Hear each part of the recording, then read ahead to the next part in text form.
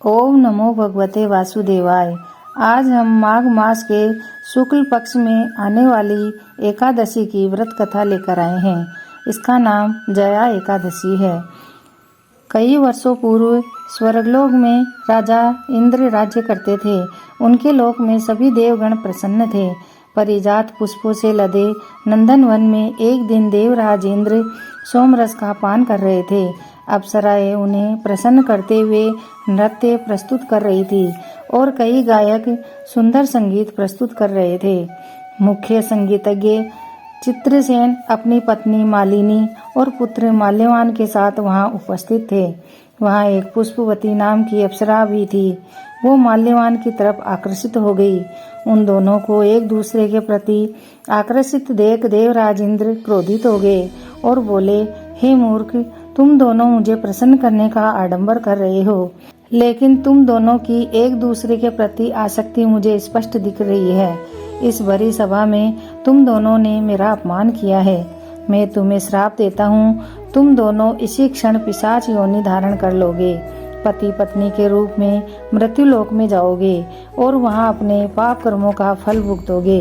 इस प्रकार इंद्र के कठोर वचन सुनकर माल्यवान और पुष्पवती अत्यंत लज्जित हुए और उसी क्षण वो दोनों पृथ्वीलोक पर हिमालय के शिखर पर पिशाच के रूप में आ गए। वहाँ चारों ओर बर्फ ही बर्फ थी।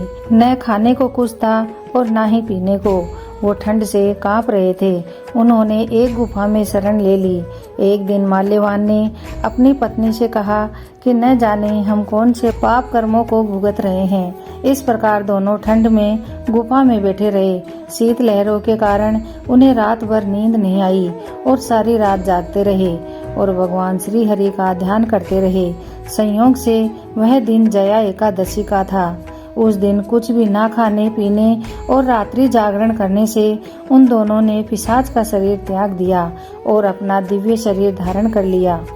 एक दिव्य विमान उन्हें स्वर्ग ले गया। उन्हें देखकर देवराज इंद्र आश्चर्य में पड़ गए और पूछने लगे, तुमने ऐसा कौन सा पुण्य किया है जो तुम्हें मेरे श्राप से मुक्ति मिल गई।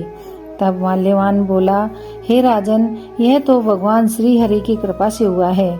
हमने अनजाने में उनकी प्रिय एकादशी का पालन किया है, जिससे हमें यह दिव्य शरीर प्राप्त हुआ है। यह सुन इंद्रदेव बोले, श्री हरि की भक्तिमय सेवा से मैं तुम्हें स्वर्ग में पुनः स्थान प्रदान करता हूँ। इसलिए मनुष्यों को इस परम कल्याणकारी जया एकादशी का निष्ठा और श्रद्धा पूर्वक पालन करना चाहिए। इस दिन किया गया उपवास जीवात्मा को वैकुंठ की प्राप्ति करवाता है।